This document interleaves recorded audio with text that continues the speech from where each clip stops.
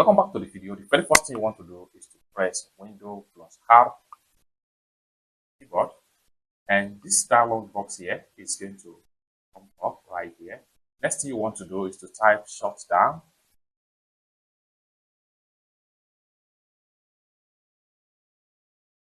Shutdown.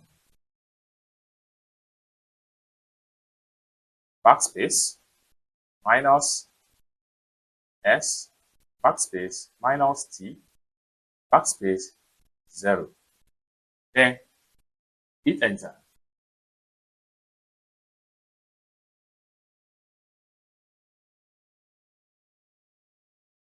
In a few seconds, your PC is going to shut down, just like what you see right here. It's that simple.